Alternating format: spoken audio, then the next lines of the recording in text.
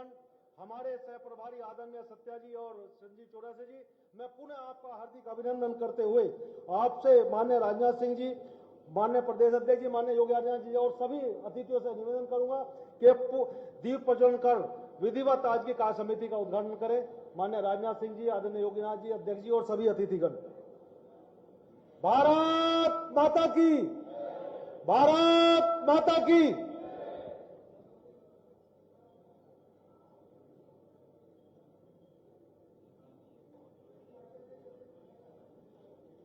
भारत माता की, भारत माता की।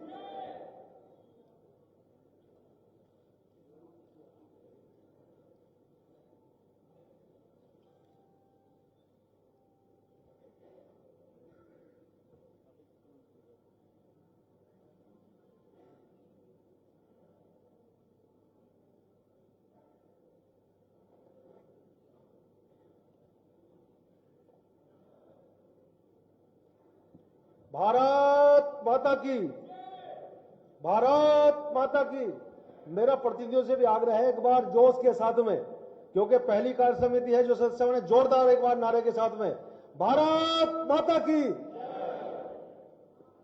मेरा सभी अतिथिगणों से और सभागार में मौजूद सभी प्रतिनिधियों से निवेदन है कि एक बार अपने स्थान पर खड़े हो जाएंगे और मेरा रागिनी जी से आग्रह है, सामूहिक वंदे मातरम के आदरणीय रागिनी जी आएंगे और सामूहिक वंदे मातरम।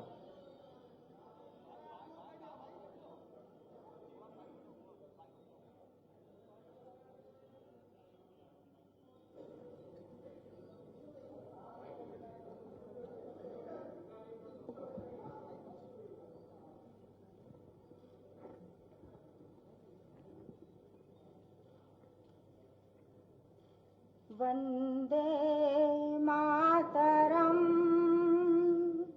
वंदे मातरम, सुजलाम सुफलाम मलयज शीतलाम शस्य श्यामलाम मातरम वंदे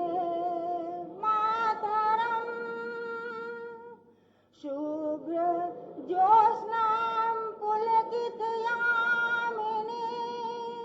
फुल्लकुसुमिता द्रुमदलशोभिनीं सुहासिनीं सुमधुरभाषिणीं सुखदां वरदां मातरं वन्दे वंदे मातरम, वंदे मातरम। भारत माता की, भारत माता की।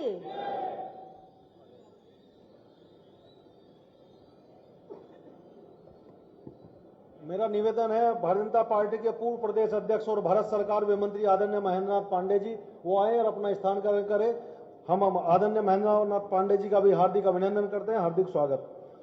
अब स्वागत की श्रृंखला में मैं उत्तर प्रदेश के यशस्वी प्रदेश अध्यक्ष आदरणीय स्वतंत्र देव सिंह जी से आग्रह करूंगा कि वो इस देश के रक्षा मंत्री और भारतीय जनता पार्टी के पूर्व राष्ट्रीय अध्यक्ष आदरणीय राजनाथ सिंह जी का बुके और पटका पहना करके अभिनंदन करें। माननीय स्वतंत्र देव सिंह जी, मैं माननीय प्रदेश अध्यक्ष स्वतंत्र देव सिंह जी से आग्रह करूंगा कि वो उत्तर प्रदेश के यशस्वी मुख्यमंत्री आदरणीय योगी आदित्यनाथ जी का बुके दे करके और पटका पहना करके अभिनंदन करें। आदरणीय स्वतंत्र देव सिंह जी, पुष्कर जी। भारत माता की,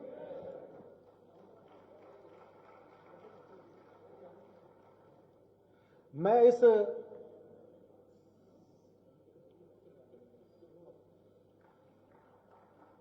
क्षेत्र के अध्यक्ष आदरणीय शेषनारायण जी से आग्रह करूंगा कि भारतीय जनता पार्टी के हमारे यशस्वी प्रदेश अध्यक्ष आदरणीय स्वतंत्र देव सिंह जी को बुका दे करके पटका पहना करके स्वागत करें।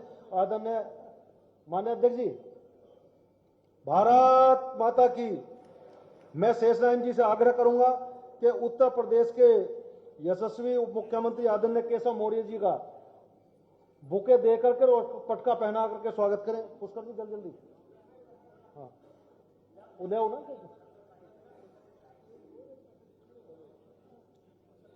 तैयार हो।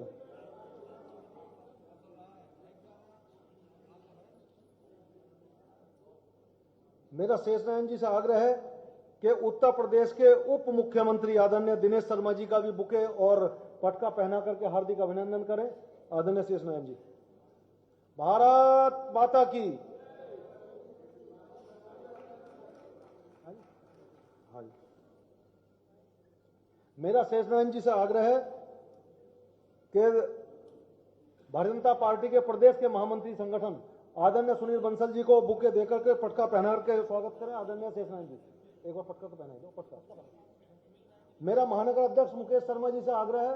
मुकेश शर्मा जी, उत्तर प्रदेश के हमारे वरिष्ठ मंत्री आदरणीय सुरेश खन्ना जी का पटका और बुके देकर के स्वागत करें। आदरणीय मुकेश शर्मा जी।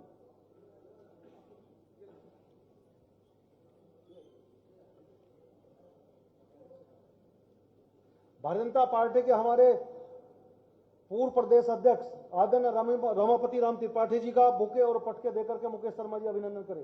मुकेश जी जल्दी करो। भारतीय जनता पार्टी के हमारे पूर्व प्रदेश अध्यक्ष आदरणीय विनय कटियार जी का पटका और बुके देकर के अभिनंदन करें। मुकेश शर्मा जी।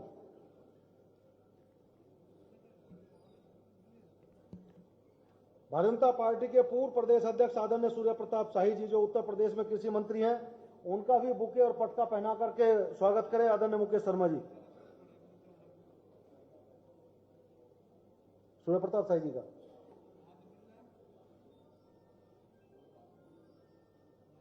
पुष्कर जी जल्दी लेके पहुंचे उधर। भारतीय जनता पार्टी के पूर्व प्रदेश अध्यक्ष और वर्तमान में भारत सरकार में मंत्री आदरणीय महेंद्रनाथ पांडे जी के स्वागत के लिए मैं मुकेश जी से निवेदन करूंगा बुके और पटका पहना करके उनका अभिनंदन करें। भारतीय जनता पार्टी के उत्तर प्रदेश के सह प्रभारी और राष्ट्रीय मंत्री आदरणीय सत्य जी के स्वागत के लिए मैं मुकेश शर्मा जी से निवेदन करूंगा कि बुके और पटका पहना करके और सत्य जी का स्वागत करें। इसी कड़ी में मैं मुकेश शर्मा जी से निवेदन करूंगा कि उत्तर प्रदेश के सह प्रभारी आदरणीय संजीव चौरसिया जी का भी वो बुके देकर के पटका पहना के स्वागत करें। आदरणीय मुकेश जी। इसी क्रम में मैं मुकेश जी से निवेदन करूंगा कि राष्ट्रीय मंत्री आदरणीय विनोद सोनकर जी का बुके और पटका पहना करके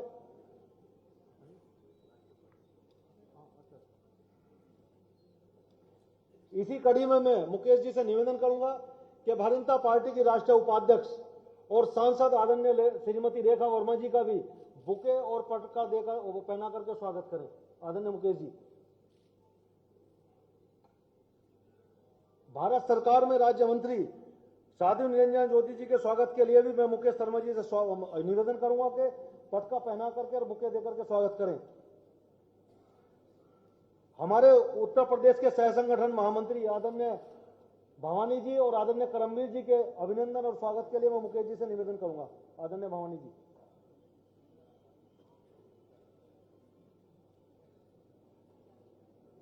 आदरणीय करमवीर जी के स्वागत के लिए उधर।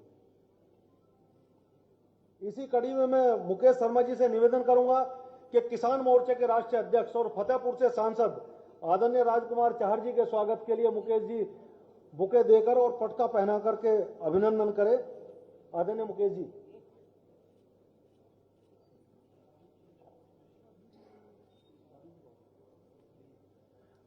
भारत माता की। साथियों, ये आज हमारी एक दिवसीय प्रदेश कार्य समिति पुनः आपके अभिनंदन के साथ में हमारे सभी नेतृत्व करने वाले नेतागण मंच पर मौजूद हैं। उनका मार्गदर्शन और दिशा निर्देशन हमें मिलेगा।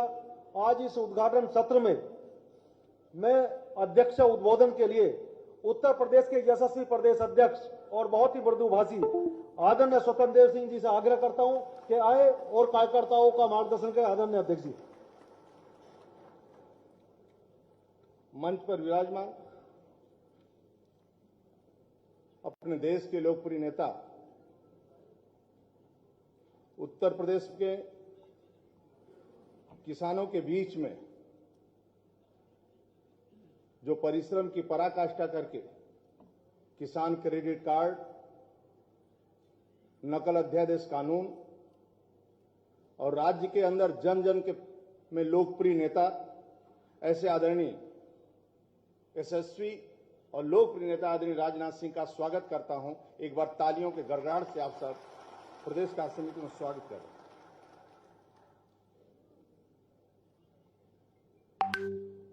राज्य के ओजस्वी तेजस्वी मुख्यमंत्री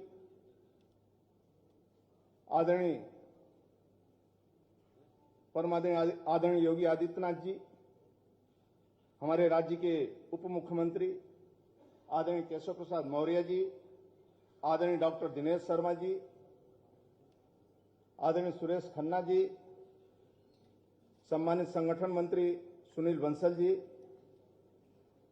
माननीय सत्या प्रकाश जी, हमारे सह प्रभारी माननीय संजीव चौरसिया जी, पूर्व प्रदेश अध्यक्ष डॉक्टर रमापति राम त्रिपाठी जी, परम आदरणीय विनय कटियार जी, आदरणीय सूर्य प्रताप शाही जी, आदरणीय डॉक्टर महेंद्र पांडे जी, हमारे सह संगठन मंत्री भवानी सिंह जी, करमवीर जी, बहन साध्वी निरंजन जी, अपने राजकुमार चाहर जी, आदरणीय विनोद सोनकर जी, हमारे प्रदेश राष्ट्रीय उपाध्यक्ष रेखा वर्मा जी, मंच पर विराजमान सभी लोगों का मैं हृदय से स्वागत करता हूं। उपस्थित प्रदेश कार्य समिति, वरिष्ठ नेता, मंत्रीगण, जिलों के प्रभारी, सम्मानित जिलाध्यक्ष, क्षेत्रीय अध्यक्ष, सभी प्रदेश कार्य समिति सदस्यों का मैं हृदय से स्वागत, वंदन, अभिनंदन करता हूं। यह हम सभी के लिए सौभाग्य का विषय है कि उत्तर प्रदेश के कार्य समिति बैठक में हम सभी का मार्गदर्शन करने एक ऐसा नेता पधारे हैं जिन्होंने अपने कार्यों से देश में कई कीर्तिमान स्थापित किए हैं। एक साधारण किसान परिवार में जन्मे आदरणीय राजनाथ सिंह जी अपना राजनीतिक जीवन एक सामान्य कार्यकर्ता के रूप में शुरू कर प्रदेश व केंद्र सरकार के में विभिन्न महत्वपूर्ण दायित्वों का निर्वहन करते हुए तथा उत्तर प्रदेश के यशस्वी मुख्यमंत्री एवं दो बार पार्टी के राष्ट्रीय अध्यक्ष के रूप में कई अभूतपूर्व कार्य किए हैं। आप वर्तमान में बतौर केंद्रीय रक्षा मंत्री भारत के सैन्य शक्ति को मजबूत करने के लिए विदेशी धरती पर अपने राइफल विमान की पूजा कर पूरे विश्व को यह संदेश दिया है, देश शस्त्र और शास्त्र दोनों से ही शक्तिशाली है। ऐसे आदरणीय राजनाथ सिंह का हम स्वागत करते हैं। मित्रों, ब्रह्मर्षि वशिष्ठ की पुत्री गोमती के तट पर बसे लक्ष्मणपुरी में आप सभी का स्वागत, अभिनंदन, वंदन करता हूं। लखनऊ वर्तमान उत्तर प्रदेश की राजधानी है। प्राचीन भारत में यह कौशल राज्य की बहु सांस्कृतिक राजधानी के रूप में मानी जाती थी। भगवान श्री राम के अनुज शेषनाग के अवतार लक्ष्मण जी ने इस नगर को बसाया था। मध्यकाल में इस शहर में सभ्य, शिष्टाचार, सुंदर उद्यान, कविता, संगीत और राजसी भोजन के साथ दक्षिण एशियाई संस्कृत के इतिहास से अपनी पहचान बनाई। इस सुंदर शहर में कोरोना संक्रमण काल के बाद यह कार्य समिति बैठक हो रही है। लोकसभा चुनाव में उत्तर प्रदेश के अंदर मिली विराट विजय के बाद हम सब ने तय किया और ध्यान केंद्रित किया कि संगठन गढ़े चलो। सबके अथक प्रयास से, सबके परिश्रम और प्रयास से आज प्रदेश का सशक्त और शक्तिशाली स्वरूप देश के सामने खड़ा है। जनमानस में विश्वास के प्रबल संबल और उत्तर प्रदेश में सबसे बड़े राज्य में भाजपा का विजय रथ वेगवती धारा की भांति निरंतर प्रगति पर है। संगठन में समाज के सभी वर्गों का प्रतिनिधित्व है। कार्यकर्ताओं के अनुभव और उत्साह में सामंजस्य है। जनसंघ के बाद अपने रूप में भाजपा पंडित दीनदयाल उपाध्याय जी द्वारा प्रतिपादित एकात्म मानववाद को अपने वैचारिक दर्शन में अपनाया है। पार्टी ने अंत्योदय, सुशासन, सांस्कृतिक, राष्ट्रवाद, विकास और सुरक्षा पर विशेष बल दिया है। पार्टी पंचनिष्ठा के प्रमुख सिद्धांतों को लेकर अपने समर्पित कार्यकर्ताओं के साथ आगे बढ़ रही है। इन्हीं मूल्यों को लेकर लोकसभा में 2 सदस्य वाली पार्टी श्रद्धेय अटल जी के नेतृत्व में देश का नेतृत्व किया। मित्रों, कल्पना करिए, जो नेता डॉक्टर श्यामा प्रसाद मुखर्जी के साथ चलते थे सहयोग के रूप में और कम आयु में 51 में संगठन का नींव रखा गया और 1953 में डॉक्टर श्यामा प्रसाद मुखर्जी की शहादत हो गई। पंडित दीनदयाल उपाध्याय का भी देहांत हो गया, हत्या हो गई। देश के गौरव अटल बिहारी वाजपेयी देखने गए, कहे सूर्य ढल गया, तारों के रोशनी में मार्ग ढूंढना होगा। नई पार्टी का गठन हुआ, 84 में 2 सीटें आई। अटल जी को लोग चिढ़ाते थे, पार्टी को लोग चिढ़ाते थे। तब अटल जी ने कहा था कार्यकर्ताओं के बीच में, अंधेरा छटेगा, सूरज निकलेगा और कमल खिलेगा। 14 साल में सरकार बना दिया मित्रों, और अच्छी सरकार चल रही थी, अच्छा सरकार चल रही थी, गांव गरीब का विकास हो रहा था और अच्छी सरकार चल रही थी मित्रों। लेकिन सोनिया गांधी कांग्रेस के लोगों ने कहा कि शाइनिंग इंडिया कहां है, और सदन के अंदर अटल जी जैसा पवित्र नेता को उसने निकम्मा और भ्रष्टाचारी बताया। ऐसे कांग्रेस सपा झूठे और एक तरह का कहा जाए असत्य बोलते हैं। यह ऐसी स्थिति आई कि अटल जी फिर बिस्तर पर सोए, फिर अपने पैरों पर खड़ा नहीं हुए। आदरणीय राजनाथ सिंह जी के नेतृत्व में उसके 10 वर्ष बाद वर्तमान में भारत के रक्षा मंत्री, पार्टी के पूर्व राष्ट्रीय अध्यक्ष आदरणीय राजनाथ सिंह के कुशल नेतृत्व में दुनिया के लोकप्रिय नेता भारत के प्रधानमंत्री आदरणीय नरेंद्र मोदी जी ने, एक चाय बेचने वाला अपने को तब तपस्या कर रहे थे मित्रों, ईमानदारी के रास्ते पर चल रहे थे, गरीबों का विकास कर रहे थे।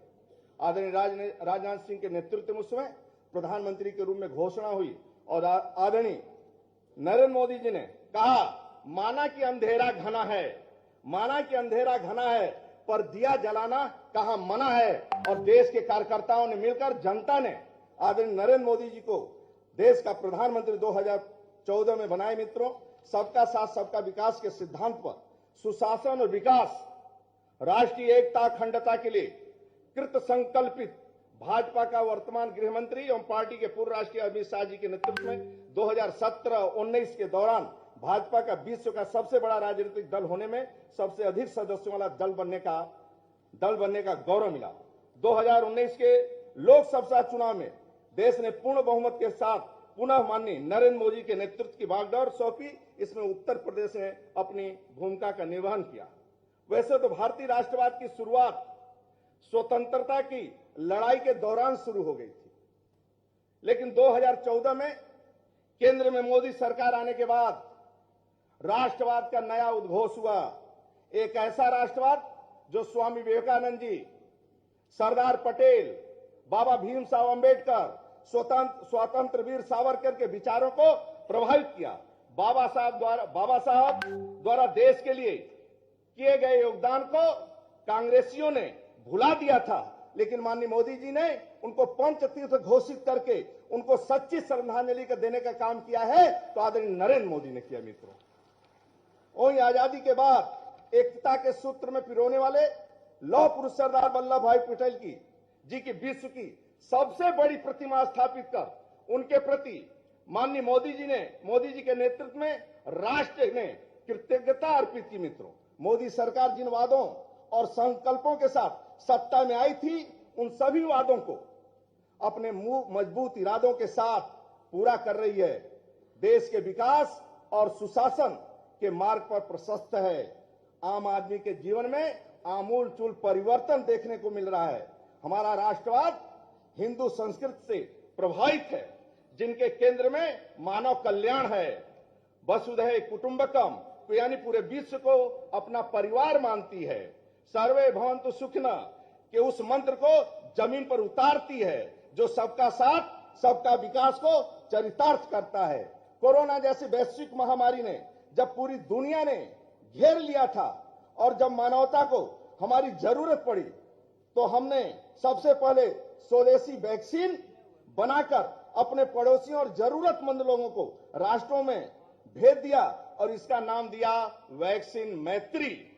दुनिया के हर कोने में न केवल हमारी वैक्सीन गई है, बल्कि उसके हर डिब्बे में लिखा गया है सर्वे संतु निरामया, यानी सबके रोग मुक्त रहने की कामना का भाव जो हमेशा हम रखते हैं मित्रों, भाजपा अपने मार्गदर्शक पंडित दीनदयाल उपाध्याय के दिखाए मार्ग पर चलकर आज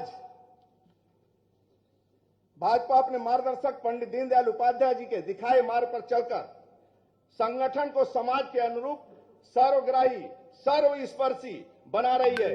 प्रदेश के 98 जिले, 1918 मंडल, 27,627 शक्ति केंद्र और 1,55,000 बूथों पर भाजपा के कर्मठ कार्यकर्ता पार्टी के ध्वज को लहरा रहे हैं। मित्रों, उत्तर प्रदेश भारत में उठी हर बहस का केंद्र बिंदु है, क्योंकि बिना उत्तर प्रदेश के भारत को समझना नामुमकिन है। कई सभ्यताओं की जननी रही है प्रदेश की धरा, वर्तमान में गंगा यमुना गोमती के साथ कल करती आगे बढ़ रही है।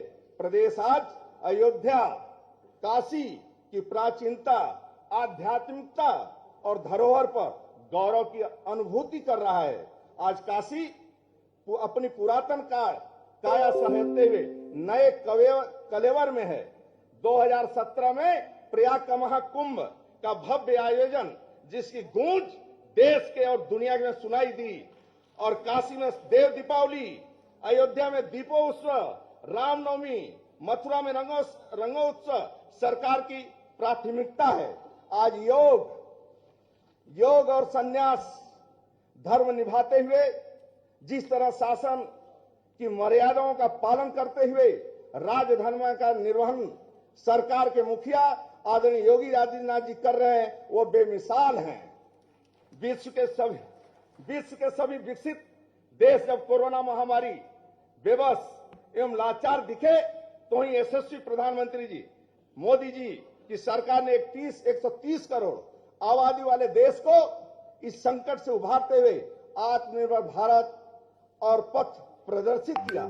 प्रधानमंत्री जी के साहसिक निर्णय और आत्मनिर्भर भारत अभियान हर वर्ग को सामाजिक आर्थिक सुरक्षा देने की मुहिम शुरू की।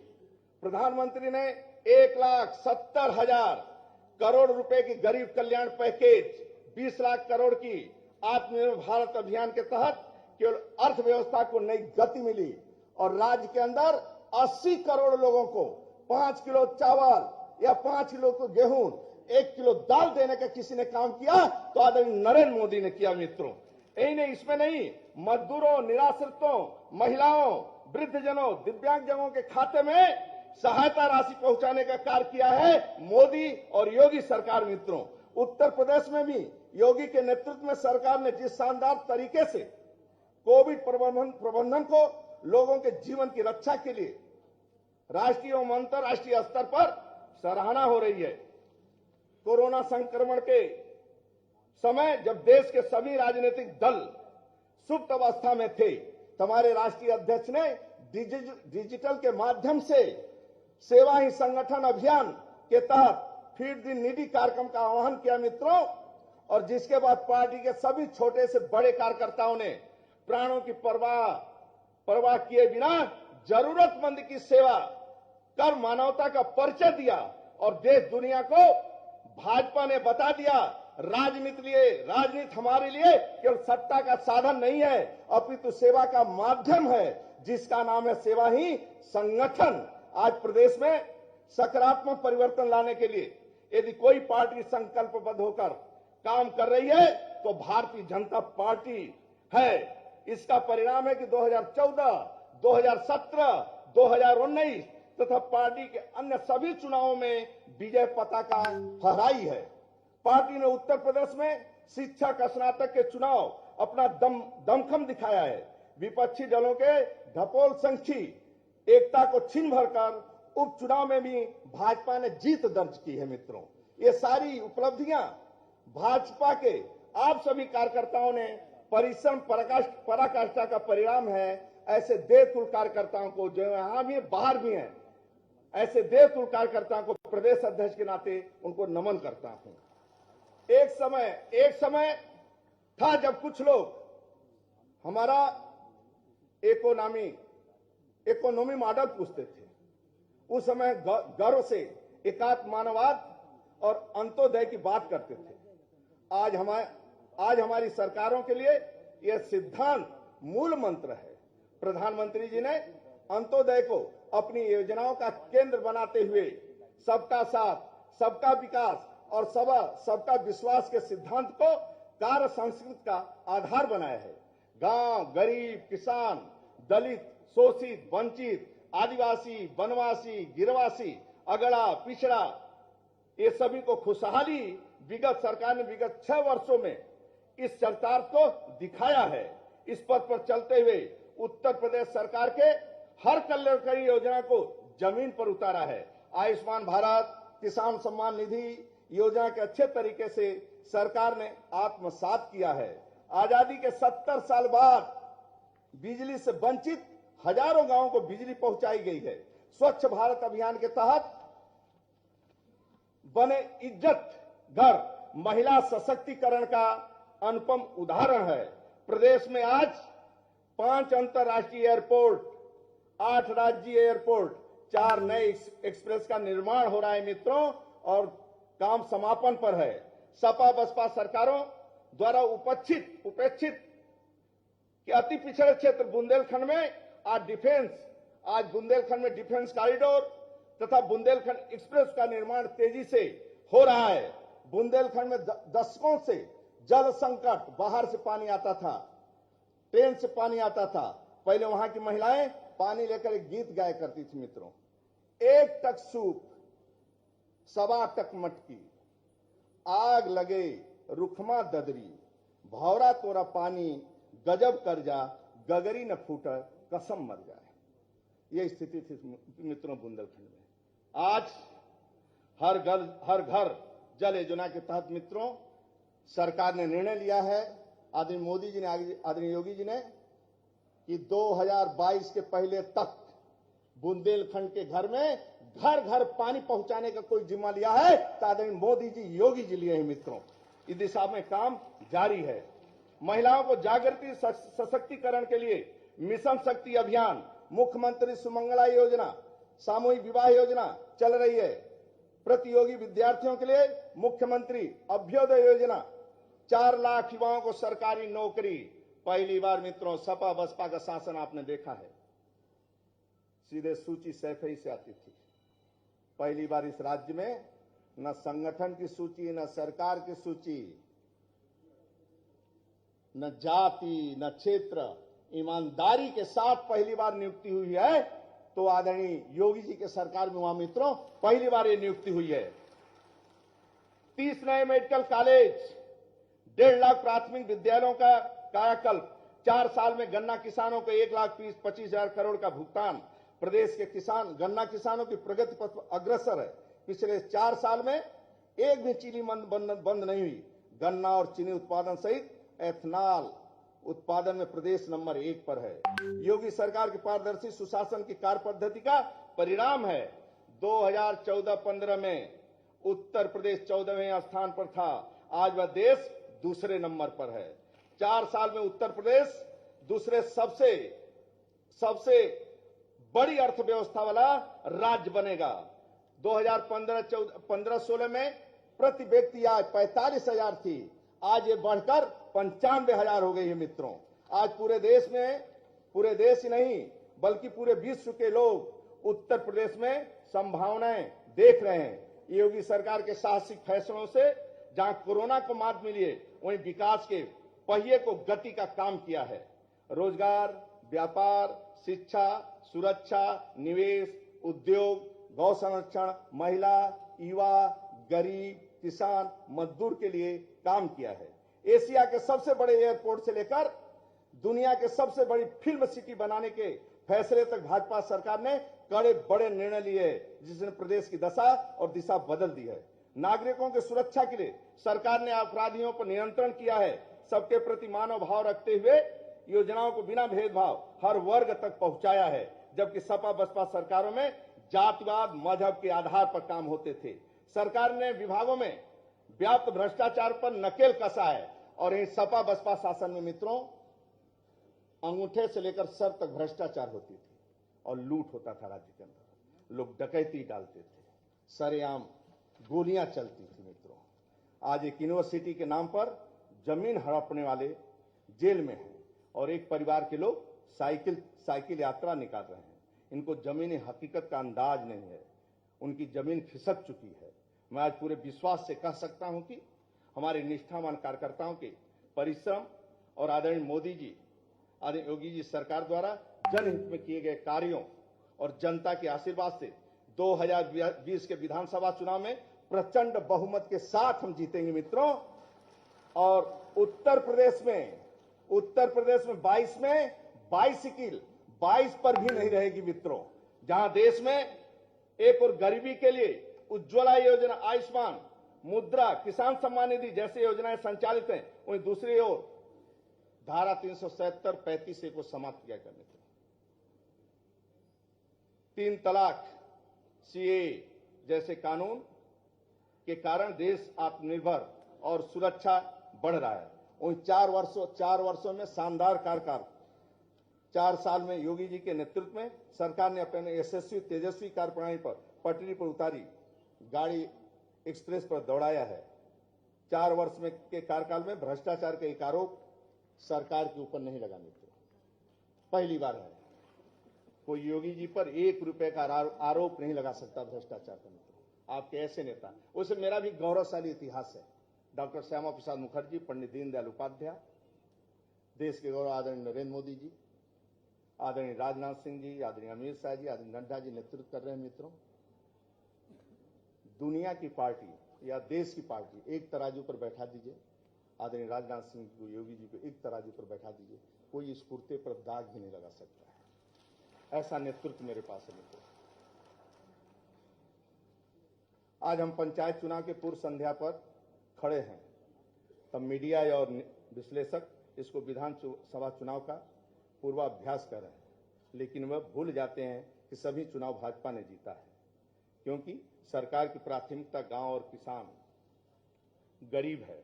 ऐसे में अगले साल 2022 के विधानसभा चुनाव में हम सबसे आगे रहेंगे, प्रदेश की जनता का पुनः विश्वास जीतकर प्रचंड बहुमत के साथ विजय प्राप्त करेंगे। माननीय राष्ट्रीय अध्यक्ष की भावना रही है कि पार्टी के सभी कार्यक्रम, नीतियों का क्रियान्वयन निचली इकाई पर हो। केंद्रीय नेतृत्व की भावना के अनुरूप अपने ध्येय निष्ठा कार्यकर्ताओं के साथ हम अपनी विचारधारा को स्थापित करने में जुटे हैं।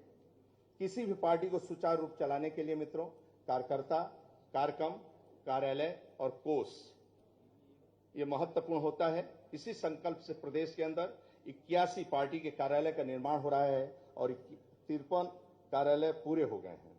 हम सदैव अपने सिद्धांतों, अपनी विचारधारा पर अटल रहे हैं। यही कारण है कि आज भाजपा दुनिया का सबसे बड़ा राजनीतिक दल है।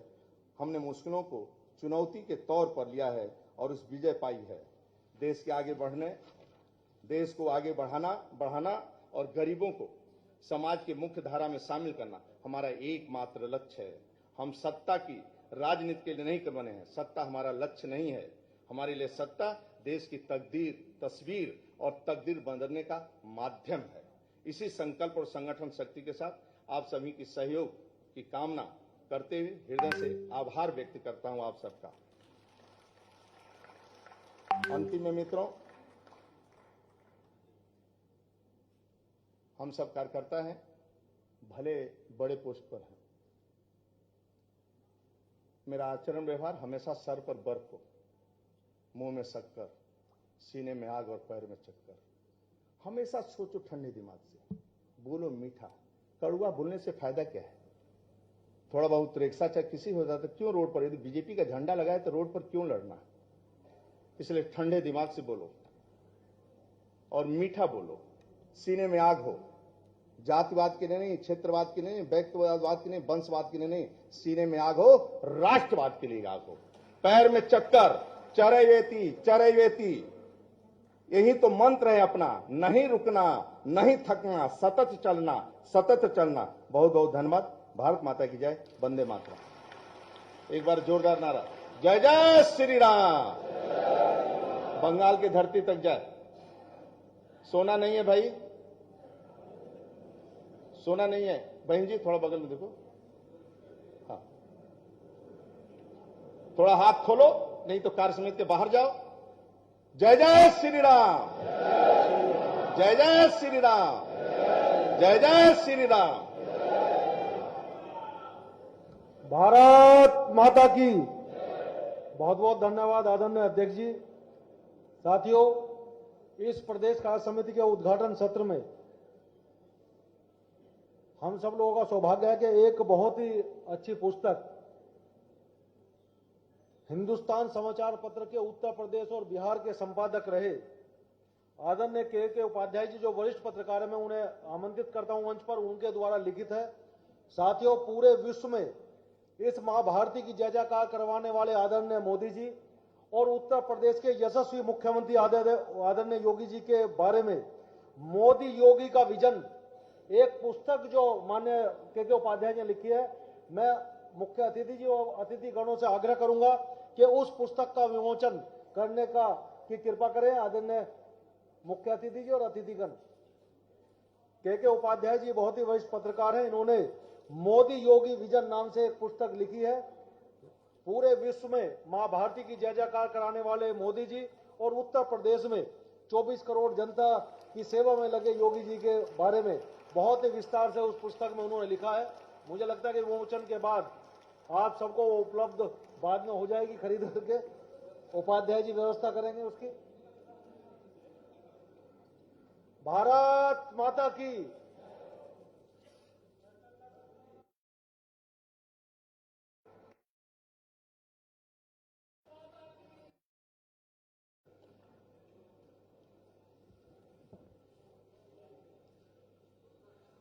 माननीय मुख्य अतिथि जी के उद्बोधन से पूर्व मैं माननीय प्रदेश अध्यक्ष जी से आग्रह करूंगा कि प्रतीक चिन्ह देकर के माननीय मुख्य अतिथि जी का एक इस कार्य समिति की यादगार के रूप में स्मृति चिन्ह भेंट करके मैं माननीय अध्यक्ष जी से निवेदन करूंगा, सम्मान करें आदरणीय अध्यक्ष जी। भारत माता की। भारत माता की।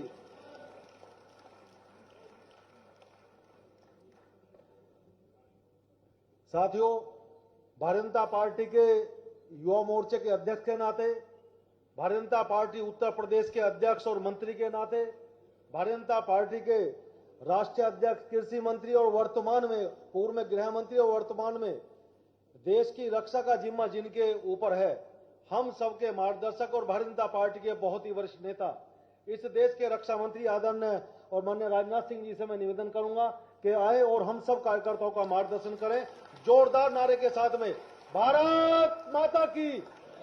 भारत माता की। माननीय राजनाथ सिंह जी।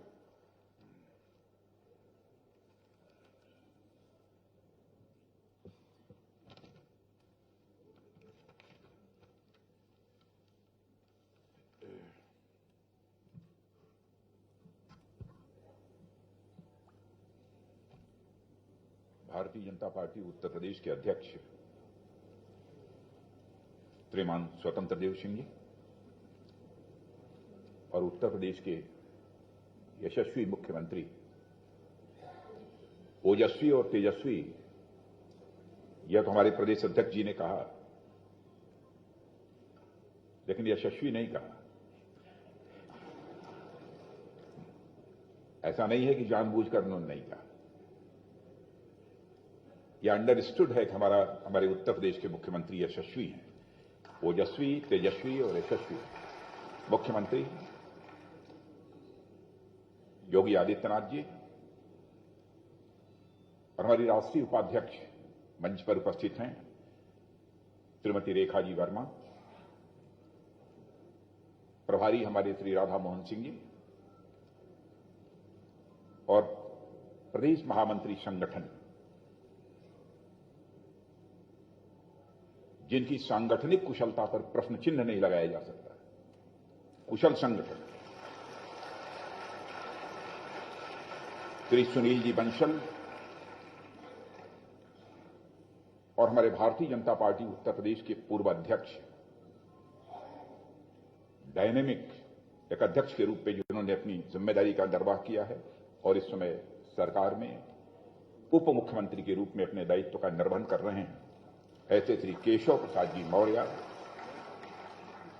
वैसे ही हमारे उप मुख्यमंत्री डॉक्टर दिनेश जी शर्मा, कैबिनेट मंत्री श्री सुरेश जी खन्ना, मैं यही योगी जी से कह रहा था, शायद मंत्रिमंडल में सबसे वरिष्ठतम यदि कोई है तो हम लोगों में हमारे श्री सुरेश जी खन्ना ही है। प्रदेश सह प्रभारी है और राष्ट्रीय मंत्री, सत्या जी आप राष्ट्रीय मंत्री हैं ना, राष्ट्रीय मंत्री श्री सत्या कुमारी है, और श्री संजीव जी चौरसिया प्रदेश सह प्रभारी, डॉक्टर रमापति राम जी त्रिपाठी भारतीय जनता पार्टी के पूर्व प्रदेश अध्यक्ष, श्रीमान विनय जी कटियार भारतीय जनता पार्टी के पूर्व अध्यक्ष, श्री ईश्वर प्रताप जी शाही कैबिनेट मंत्री भी और भारतीय जनता पार्टी के पूर्व अध्यक्ष, डॉक्टर महेंद्र नाथ जी पांडे भारत सरकार में कैबिनेट मंत्री और भारतीय जनता पार्टी के पूर्व अध्यक्ष, श्री भवानी सिंह जी प्रदेश सह संगठन महामंत्री और श्री करमवीर सिंह जी और हमारे राजकुमार जी चाहर हमारे किसान मोर्चे के राष्ट्रीय अध्यक्ष और श्री विनोद शंकर जी, यह भी हमारी राष्ट्रीय टीम के सदस्य हैं।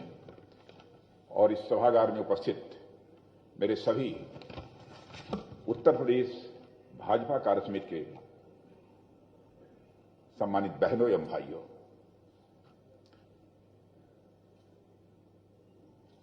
मैं कुछ अंतर मन की बातें आपके सामने रखना चाहता हूं।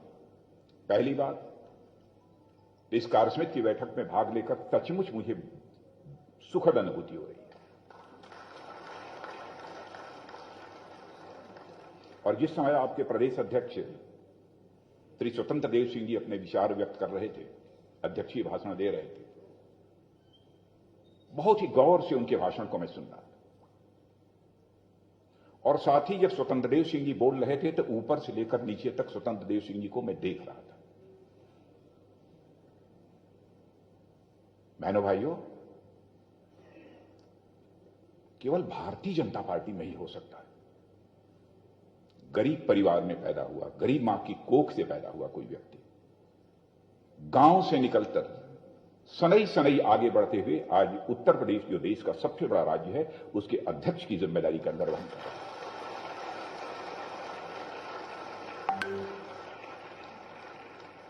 सहजता और सरलता पराकाष्ठा की है और मेरी निश्चित मान्यता है कि सहज और सरल वही होगा जो मन का बड़ा होगा।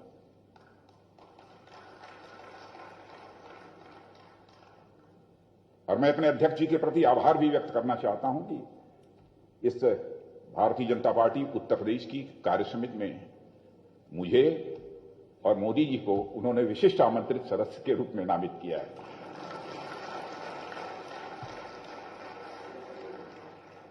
और इस कार्य समिति की बैठक में मुझे आमंत्रित किया है। उत्तर प्रदेश की राजनीति के बारे में मैं कहना चाहूंगा कि उत्तर प्रदेश की राजनीति से लंबे समय तक मैं जुड़ा रहा हूं और जब कभी उत्तर प्रदेश के कार्यकर्ताओं के साथ मिलना होता है अथवा किसी भी फोरम पर प्रदेश के कार्यकर्ताओं के साथ बातचीत करने का अवसर प्राप्त होता है तो मैं स्वयं को अपने मैं कह सकता हूं पद व कद की सीमाओं में नहीं बांध पाता हूं।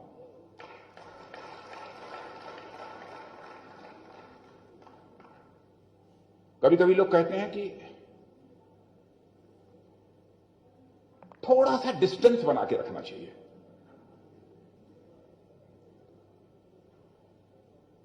बहनों भाइयों, किसके साथ डिस्टेंस बना कर रखें?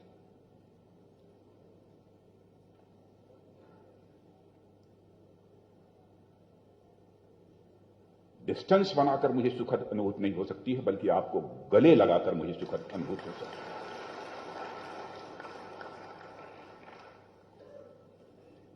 मुझे याद है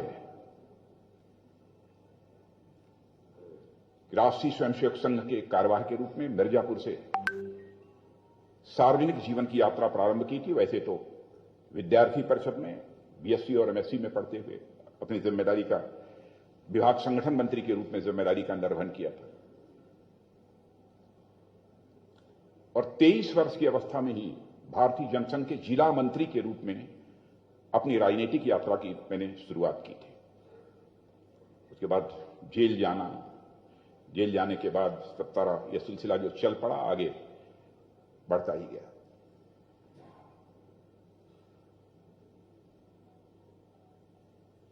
लेकिन मैं ये कहना चाहूंगा कि साथियों, यह मानकर चलना अपने राजनीतिक जीवन में कि व्यक्ति का कद पद के कारण बड़ा नहीं होता है, बल्कि व्यक्ति का कद यदि बड़ा होता है तो उसकी कृतियों के कारण बड़ा होता है, पोस्ट के कारण नहीं, डीड्स के कारण बड़ा होता है। मैं जानता हूं कि बहुत सारे हमारे कार्यकर्ताओं को इस बात की बेचैनी होती है। इतने लंबे समय से मैं इस राजनीतिक पार्टी में काम कर रहा हूं, जो ओहदा, जो स्थान हमको हासिल होना चाहिए वो अभी तक नहीं मिल पाया। साहब, मेरे साथ इनजस्टिस हो रही है। क्या भारतीय जनता पार्टी के कार्यकर्ता होकर आप ये कह सकते हैं कि आपके साथ इनजस्टिस हो रही है?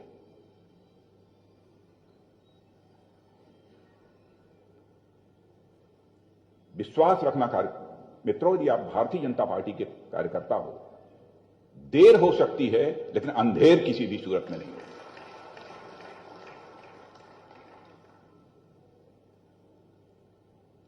मैं अपने आप यदि कहूंगा तो कुछ लोगों को लगेगा कि इसका प्रमाण क्या है, लेकिन कार्यकर्ताओं के बीच यदि उपस्थित हूं तो स्वाभाविक रूप से कहने की इच्छा भी हो रही है। हमारे नेता जानते होंगे इस बात को। राजनीतिक क्षेत्र में काम करते हुए मैंने कभी मांगा नहीं, और आपसे भी मैं निवेदन करना चाहता हूं, श्रम करते जाओ। जो श्रम करेगा उसको प्रतिष्ठा हासिल होगी। पद भले ही न हासिल हो, प्रतिष्ठा हासिल होकर रहेगी। एक सामान्य सा कार्यकर्ता जो निस्वार्थ भाव से परिश्रम करने वाला है, आप देखते होंगे कि भले ही उसका कद कोई बड़ा न हो, चाहे मैं हूं, चाहे मोदी जी हों, चाहे मुख्यमंत्री जी हों, चाहे कोई भी हो, जब देखते हैं कि ऐसा कार्यकर्ता है, स्वाभाविक रूप से नाम लेकर बुलाते हैं उसको, कभी उसके कंधे पर हाथ फेरते हैं, उसकी पीठ थपथपाते हैं। लोगों के सामने जो सम्मान उसको हासिल होता है, मैं समझता हूं किसी पद पर बैठे हुए अपने कार्यकर्ता को वह सम्मान हासिल नहीं हो सकता जो कि उस कार्यकर्ता को हासिल हो। और हम सब सौभाग्यशाली हैं कि भारतीय जनता पार्टी जैसी राजनीतिक पार्टी का कार्यकर्ता बनने का राजनीतिक जीवन में हम सबको अवसर प्राप्त हुआ है। आप ये कहेंगे कि भारतीय जनता पार्टी आपकी पार्टी है, स्वाभाविक रूप से आप इसकी प्रशंसा करेंगे। मित्रों, स्वाभाविक रूप से नहीं, हकीकत है। भारतीय जनता पार्टी हिंदुस्तान की अन्य राजनीतिक पार्टियों से सर्वथा भिन्न राजनीतिक पार्टी है, अन्य राजनीतिक पार्टियों जैसी नहीं है। अब 1, 2, 4 का कहीं कुछ गड़बड़ यदि दिखाई दे जाए, उसी आधार पर भारतीय जनता पार्टी के संबंध में मूल्यांकन किया जाए, यह मैं समझता हूं कि भाजपा के साथ इंसाफ नहीं होगा, भाजपा के साथ यह जस्टिस नहीं होगी।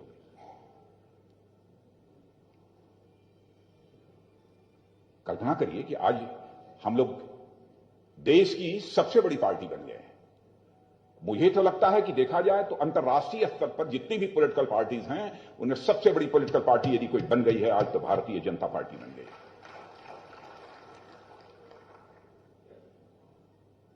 मुझे याद है जब जनसंघ में जिला मंत्री के रूप में हम लोगों ने यात्रा प्रारंभ की थी, और उस समय हमारे नेता प्रदेश के आते थे अथवा अपने आदरणीय अटल बिहारी वाजपेयी जी वगैरह का भाषण हम लोग सुनने जाते थे, और कभी उनके साथ बैठकर चाय पीना होता था, तो कभी यह कोई नहीं कहता था कि हम कभी सत्ता में कभी जल्दी आ जाएंगे। लेकिन परिस्थितियों ने ऐसा करवट बदला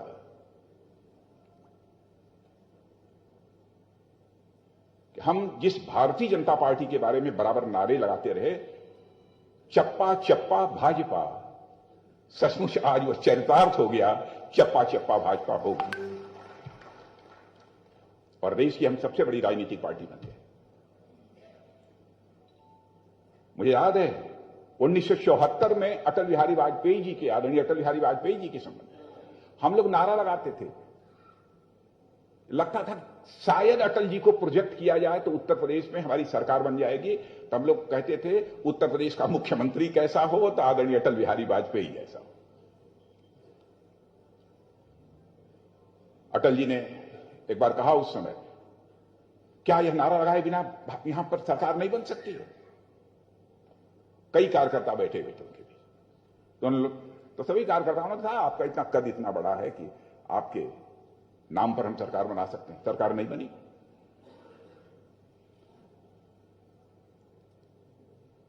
और 1967 में पहली बार संवित सरकार बनी। तब थोड़ी थोड़ी हम लोगों के अंदर ये आशा जगने लगी थी कि शायद अन्य राजनीतिक पार्टियों को मिलाकर कोई संवित सरकार बनेगी और हम लोग धीरे धीरे चल के कभी सत्ता में आ सकते हैं। 77 में जनता पार्टी बनी, उसके बाद 80 में भारतीय जनता पार्टी।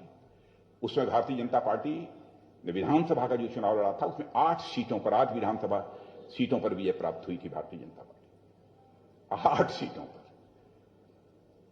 और फिर जो सिलसिला प्रारंभ हुआ उसके बाद से, और जब राम जन्मभूमि को लेकर जब आंदोलन प्रारंभ हुआ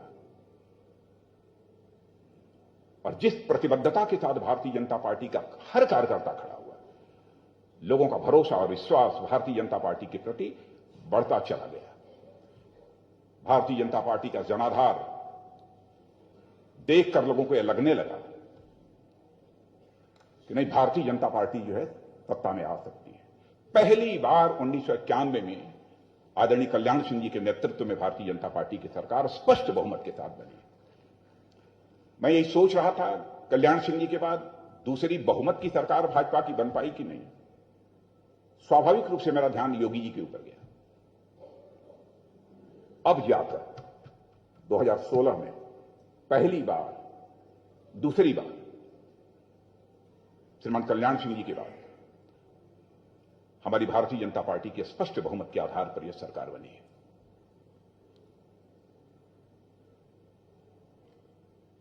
मित्रों, आप सबको मालूम है कि भारतीय जनता पार्टी केवल एक ऐसी पार्टी नहीं है जो सत्ता हासिल करने वाले कार्यकर्ताओं का एक झुंड मात्र हो। आपको लगता होगा कभी कभी जब हमारी उपलब्धियों का प्रचार करते हैं, हमारे प्रधानमंत्री जी का, हमारे मुख्यमंत्री जी, इन दोनों सरकारों का, तो आपको लगता है कि हम तो सत्ता हासिल करने के लिए काम कर रहे हैं। लेकिन सत्ता हासिल करने के बाद आपने क्या किया है उसकी समीक्षा करिए, तब आप इस नतीजे पर पहुंचेंगे कि भारतीय जनता पार्टी सत्ता हासिल करने वाले कार्यकर्ताओं का एक झुंड ही नहीं है, बल्कि एक जीवंत राजनीतिक संगठन है। और इसकी कुछ विशिष्टता भी है, वैशिष्ट भी भारतीय जनता पार्टी का। स्वाभाविक रूप से आप इस नतीजे पर पहुंचेंगे। मैं दावे के साथ कह सकता हूं कि हिंदुस्तान की कोई भी राजनीतिक पार्टी इस बात का दावा नहीं कर सकती कि उसका कोई दर्शन हो, राजनीतिक दर्शन हो, अथवा किसी दार्शनिक अवधारणा के आधार पर अपनी पार्टी को आगे बढ़ा रहा हो। एक भी पार्टी नहीं। मैं कम्युनिस्ट पार्टी के बारे में भी कह सकता हूं, कम्युनिस्ट पार्टी के कई खंड हो गए, लेकिन आज सीना ठोककर आप भी कह सकते हैं, हम भी कह सकते हैं, सचमुच दार्शनिक अवधारणा लेकर अपने कदम को भारत की राजनीति में आगे बढ़ाने वाली कोई राजनीतिक पार्टी है कि भारतीय जनता पार्टी है।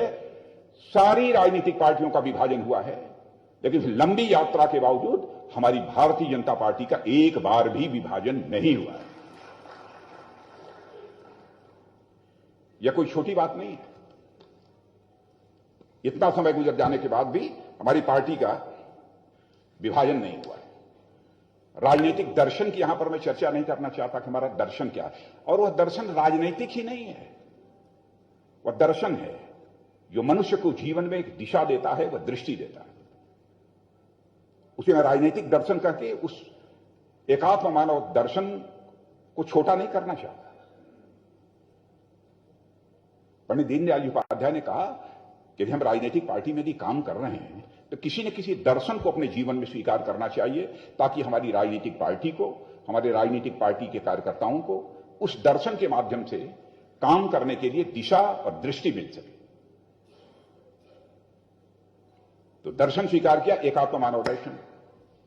उन्होंने कहा कि हर के केंद्र बिंदु में मनुष्य है। समाज जीवन में यदि आप काम कर रहे हो तो केंद्र जीवन में काम कर रहे हो। मनुष्य है, परिवार है, समाज है, संसार है, सृष्टि है, सबके ऊपर परमेष्टि है, परम सत्ता जिसे कहते हैं। तो उन्होंने कहा राजनीतिक पार्टी में यदि काम कर रहे हो तो तुम्हें यह सुनिश्चित करना पड़ेगा कि मनुष्य जो यह केंद्र बिंदु में है, इसको सुख की प्राप्ति कैसे होगी, इसको आनंद की प्राप्ति कैसे होगी, इसको परमानंद की प्राप्ति कैसे होगी। मैं आप सभी से अनुरोध करना चाहता हूं, आप इस मुद्दे पर चाहें प्रश्न पूछना तो कभी भी प्रश्न भी पूछ सकते हैं, बात भी कर सकते हैं। कैसे होगा? दीनदयाल जी ने कहा कि मनुष्य 4 चीजों को मिलाकर बना हुआ तन, यानी शरीर है, मन है, बुद्धि है और आत्मा है। 4 चीजों को मिलाकर ये मनुष्य बना हुआ है। 4 चीजों को मिलाकर यदि मनुष्य बना हुआ है तो स्वाभाविक रूप से इन 4 चीजों की कुछ अपनी आवश्यकताएं होंगी, 4 चीजों की अपनी कुछ भूख होगी। इसे हमें पूरा करना होगा, तभी जाकर मनुष्य सुखी हो पाएगा। शायद मुझे याद है कि मेरठ की बैठक में मैंने इसकी चर्चा की थी। तो उन्होंने कहा कि हमको ऐसी व्यवस्था बनानी होगी ताकि हर व्यक्ति के तन को सुख मिल जाए, तन को, इंद्रियों को सुख में प्राप्त करने के लिए धन की आवश्यकता होती है। उनका कहना था मन को भी सुख मिल जाए, बुद्धि को भी सुख मिल जाए, आत्मा को भी सुख मिल जाए, तो तन का सुख प्राप्त होगा धन धान से। तो तन के सुख के लिए धन धान चाहिए। मन की सबसे बड़ी भूख होती है मान, सम्मान, स्वाभिमान की। तो मन के सुख के लिए मान, सम्मान, स्वाभिमान चाहिए। और बुद्ध की सबसे बड़ी भूख होती है ज्ञान की। बुद्ध के सुख के लिए ज्ञान चाहिए। चौथी चीज जो आत्मा होती है, उस आत्मा के सुख के लिए भगवान चाहिए, यानी जो परम सत्ता है। अब ये बहुत लंबा विषय है, इसलिए बहुत विस्तार में इसमें जाना चाहूंगा इस दर्शन के। आप ये कहेंगे कि ये बहुत प्रैक्टिकल नहीं दिखाई देता। मैं दावे के साथ कह सकता हूं ये पूरी तरह से प्रैक्टिकल है, व्यवहारिक है। आपको सारी सुख सुविधाएं दे दी जाए, राजमहल में रख दिया जाए, खाने पीने की मुकम्मल अच्छी व्यवस्था कर दी जाए, सब कुछ कर दिया जाए।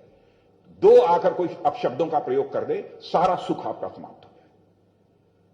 लेकिन आपको झोपड़ी में रखा जाए और आपको बेहद मान सम्मान दिया जाए, आपके स्वाभिमान पर किसी भी सूरत में चोट न पहुंचने दी जाए, तो स्वाभाविक रूप से जो सुख झोपड़ी में रहकर आपको प्राप्त होगा, वह सुख महल में रहकर किसी भी सूरत में प्राप्त नहीं हो सकता।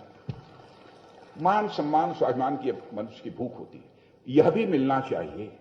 यह हमारे पंडित दीनदयाल जी उपाध्याय का कहना था। बुद्धि, हम पूरा भाषण दे रहे हैं, किसी को समझ में नहीं आ रहा है, कुछ नहीं आ रहा है। बहुत सारी ऐसी चीजें होती हैं, समझ न होने के कारण व्यक्ति को आनंद की प्राप्ति नहीं होती। लेकिन हमारे यहां कहा भी गया है कि आर्कमिडीज का प्रिंसिपल ऑफ आर्कमिडीज, टब में बैठा, पानी निकला, जिस चीज की वह तलाश कर रहा था उसको मिल गया, यूरेका यूरेका यूरेका करके बाहर जो है दौड़ने लगा कि हम जो खोज रहे थे वो मिल गया। यानी जिस ज्ञान की तलाश थी वह मिल गया। बुद्ध के सुख के लिए ज्ञान चाहिए, आत्मा के सुख के लिए भगवान चाहिए। भगवान यानी परम सत्ता। आत्मिक सुख, आत्मिक लगाव जितना ही लोगों के साथ आपका बढ़ता चला जाएगा, सुख की मात्रा, मैग्नीट्यूड ऑफ सुख उसी रेशियो में अपने आप बढ़ता चला जाएगा।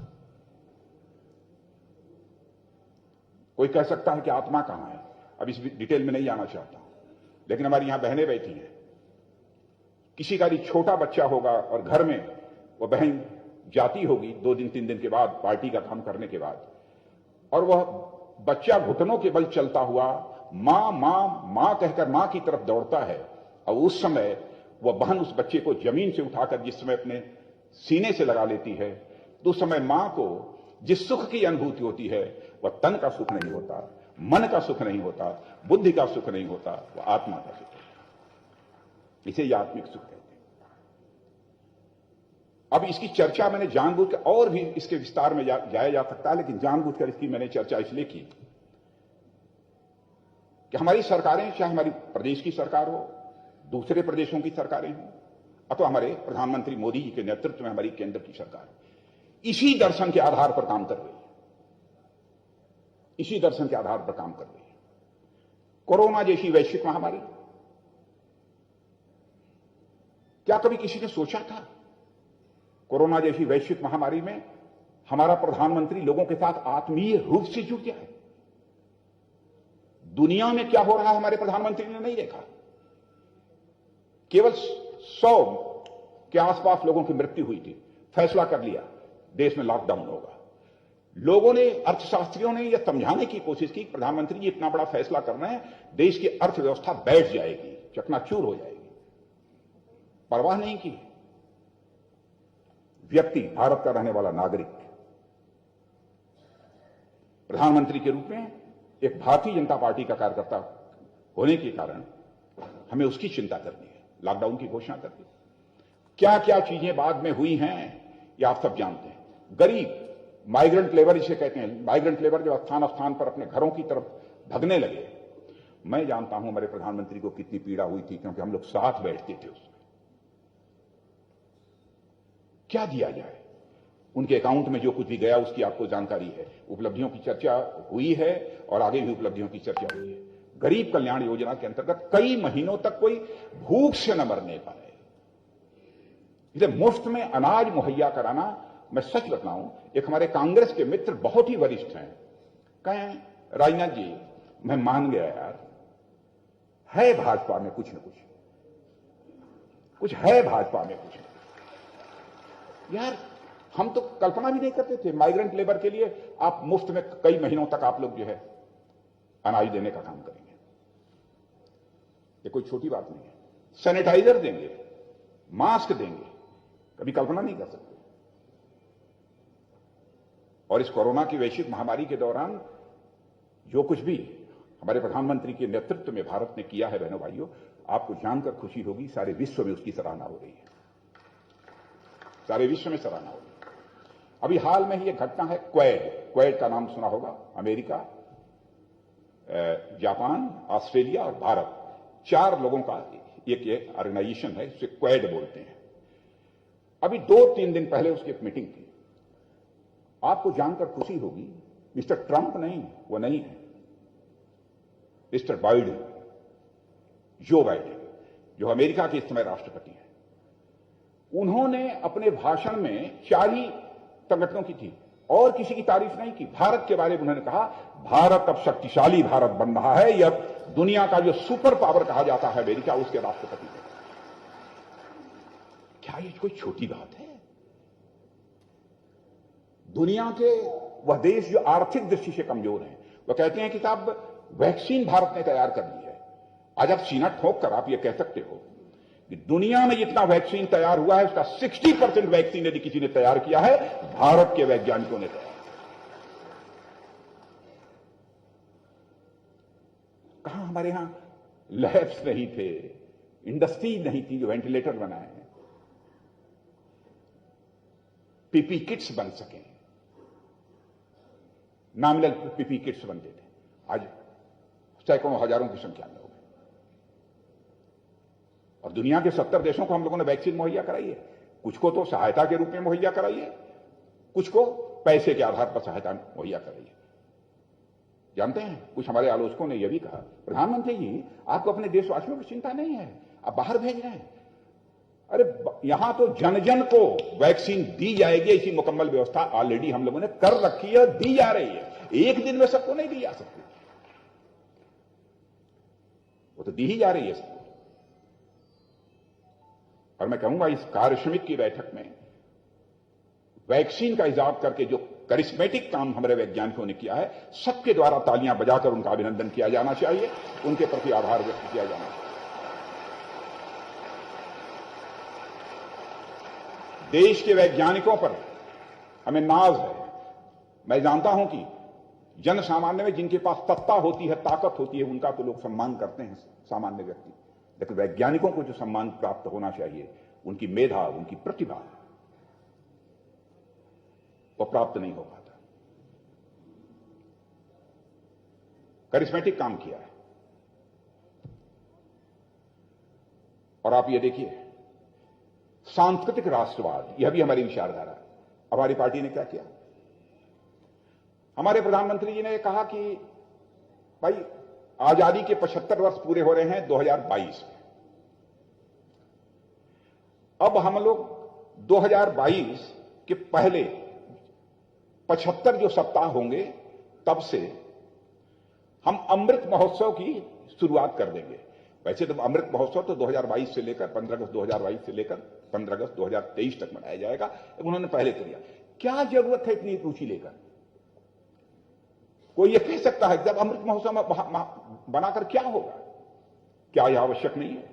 देश को एक रखना है, अखंड रखना है, भारत को स्वाभिमानी भारत बनाकर रखना है, तो राष्ट्रीय स्वाभिमान की भावना उनके अंदर पैदा होनी चाहिए। कौन सोचेगा? सत्ता प्राप्त करने वाली कोई राजनीतिक पार्टी से नहीं सोच सकती। हमारे यहां जिन लोगों ने अपनी शहादत दी है, अपनी जिंदगी गंवाई है, अपनी जिंदगी की सारी खुशियों को गंवाया है, क्या उनके प्रति सम्मान व्यक्त करना यह हमारा दायित्व तो नहीं बनता है? नहीं, आगे देश के ऊपर भी कोई संकट पैदा होगा, क्यों कोई अपनी जिंदगी गंवाएगा? क्यों शहीद होगा? क्यों बलिदान देगा? और मैं आपसे अनुरोध करना चाहता हूं कि अमृत महोत्सव का सिलसिला, मैं समझता हूं कि यहां पर हमारे अध्यक्ष जी ने, स्वतंत्र देव जी ने और सुनील बंसल जी ने एक व्यापक इसकी योजना निश्चित रूप से बनाई होगी, और सरकार की तरफ से भी इस दृष्टि से कोई योजना निश्चित रूप से बनी होगी, ऐसा मेरा विश्वास है। ये तो सबसे बड़ी बात, ओहो ज्यादा हो गया, यह ज्यादा हो गया। राजनीति में विश्वसनीयता, अब मैं जल्दी जल्दी करूंगा। राजनीति में विश्वसनीयता सबसे बड़ी बात है। विश्वसनीयता सबसे बड़ी पूंजी होती है। एक बार कोई नेता कुछ बोल दे तो जनता विश्वास कर ले। अब जैसे लखनऊ के लोग जानते होंगे, गाजियाबाद के लोग जानते होंगे, मित्रों, चुनाव लड़ते समय मैं कभी भी सांसद का चुनाव लड़ा हूं, जनता को आश्वासन नहीं देता। मैं कहता हूं कि आप सबका आशीर्वाद चाहिए, आप सबकी शुभकामनाएं चाहिए, ताकि सांसद बनने पर आपकी अपेक्षाओं की कसौटी पर मैं पूरी तरह से खरा उतर सकूं। जितना हो सकेगा करेंगे। क्यों कहता हूं? क्योंकि विश्वास का संकट किसी भी सूरत में पैदा नहीं होना चाहिए, और आज की राजनीति का सबसे बड़ा संकट है। और जिस संकट को किसी राजनेता ने और किसी राजनीतिक पार्टी ने स्वीकार किया है, हमारे प्रधानमंत्री मोदी जी और भारतीय जनता पार्टी ने इस विश्वास के संकट को जो भारत की राजनीति में पैदा हुआ है, उसे चुनौती के रूप में स्वीकार किया। अब आप कहेंगे कि कैसे? अब यह मैं नहीं कह रहा हूं कि हमारा कोई विधायक सांसद चुनाव लड़ रहा है, कोई आश्वासन दे दिया, नहीं पूरा हुआ, उसके कारण पार्टी के समक्ष विश्वास का संकट, क्राइसिस ऑफ क्रेडिबिलिटी पैदा हो गई, यह मैं नहीं कह रहा हूं। हो सकता है किसी ने आश्वासन लोग देते हैं, स्वाभाविक है। विश्वास का संकट मैं कह रहा हूं, जिस दिन हम लोगों ने भारतीय जनसंघ के रूप में अपनी राजनीतिक यात्रा प्रारंभ की, डॉक्टर श्यामा प्रसाद जी मुखर्जी, उस समय भारत का विभाजन पहले हो चुका था। हम लोगों ने कहा जम्मू कश्मीर को धारा 370 के तहत जो स्पेशल स्टेटस मिला हुआ है, हम आते ही सत्तानु से समाप्त करेंगे। जब चुनाव होता था तब हम लोग बराबर यही बात दोहराते थे।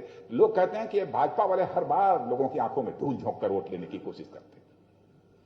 मैंने भाइयों देखा, वो क्षण आ गया। हर इलेक्शन मैनिफेस्टो में हम कहते थे धारा 370 समाप्त करेंगे, हर इलेक्शन मैनिफेस्टो में, और वो क्षण आ गया।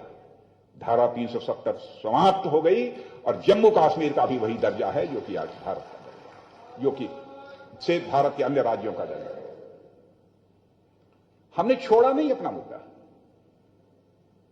मुद्दे बहुत सारे हैं। अब 3 तलाक के बारे में जो कुछ भी किया, कॉमन सिविल कोड की बात करते थे, देखेंगे, लेकिन हमारी विश्वसनीयता पर किसी भी सूरत में आंच नहीं आने पाएगी। और हम यदि कॉमन सिविल कोड की भी बात करते हैं तो उसको इस रूप में नहीं लिया जाना चाहिए। हिंदू, मुसलमान, क्रिश्चियन किसी के साथ कोई भेदभाव होगा, नाइंसाफी होगी। हम राजनीति जाति, पंथ अथवा मजहब की नहीं करते। हम राजनीति यदि करते हैं तो इंसाफ और इंसानियत की हम राजनीति करते हैं। अब बीच में जब से राम जन्मभूमि के आंदोलन प्रारंभ हुआ तो उसके बाद जितने भी चुनाव हुए तो हम लोग उसमें राम जन्मभूमि, हम आएंगे तो अयोध्या की धरती पर भव्य राम मंदिर बनाएंगे। बहनों भाइयों, लोग कहते क्या थे, ये भाजपा वाले केवल वोट पाने के चक्कर में जब इलेक्शन आया राम जन्मभूमि को ला देते अपने घोषणा पत्र। वह दिन आ गया। आज यहां भी सरकार है, यहां योगी जी और केंद्र में मोदी जी, और हमारे प्रधानमंत्री ने आकर शिलान्यास राम मंदिर का कर दिया। यह भी पूरा हो गया। यही मैं आप सबसे निवेदन करना चाहता हूं कि विश्वास का संकट किसी भी सूरत में पैदा नहीं होना चाहिए। यह हमारी कोशिश होनी चाहिए। और यह संयोग देखिए, जब ढांचा गिरा तब भी भाजपा के मुख्यमंत्री श्री कल्याण सिंह जी थे, और राम मंदिर का शिलान्यास हुआ तो यहां के मुख्यमंत्री योगी जी। यह संयोग ही है योगी जी। अब भाजपा की सरकार उस समय, भाजपा की सरकार इस समय, कुछ न कुछ ऊपर वाले को मंजूर है। मंजूर यह है कि भारत एक सशक्त भारत के रूप में खड़ा होना चाहिए पूरे विश्व में, अंतर्राष्ट्रीय जगत में जिसकी साख हो, धाक हो, धमक हो, विश्वसनीयता हो।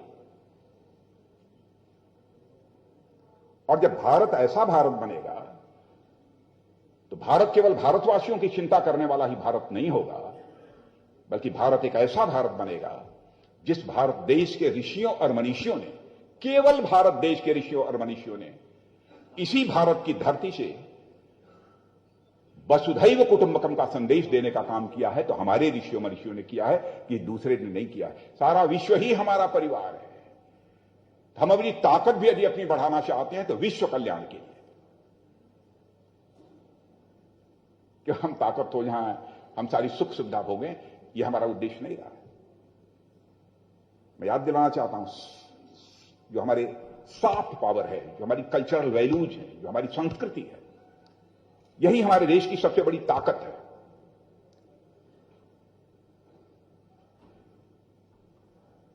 राजनीति में एक चीज, करप्शन की बहुत चर्चा होती थी, और मैं याद दिलाना चाहता हूं कि एक बार राजीव गांधी जी ने,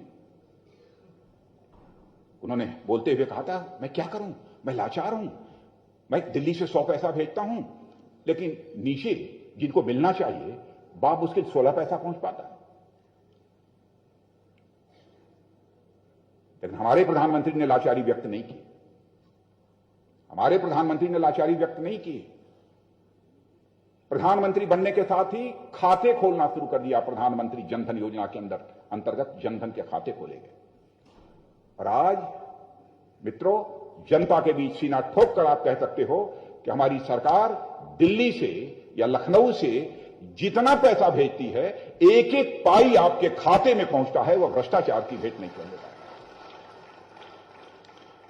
4 वर्षों से हमारी यहां पर योगी जी के नेतृत्व में सरकार चल रही है, केंद्र में मोदी जी के नेतृत्व में सरकार चल रही है। बहनों भाइयों, कोई मां का लाल उंगली उठाकर नहीं कह सकता है कि किसी के ऊपर कोई भ्रष्टाचार का आरोप लगा हो। यह कोई छोटी बात नहीं है। साहस नहीं कर सकता एक आदमी को छोड़कर, जो मन में आता है वो अपना बराबर बोलते रहते हैं। और हमारे यहां आप लोग भी कहते हैं ना, डबल इंजन की सरकार हो गई तब काम सारे तेजी के साथ होंगे, करिश्मेटिक काम होंगे। यह बात सच है, वो होगा। कोई भूखा न रहे, कोई नंगा न रहे, सबको रहने के लिए व्यवस्था। अब वो प्रधानमंत्री आवास योजना के अंतर्गत क्या हुआ है आप लोग जानते हैं, कितने लाख।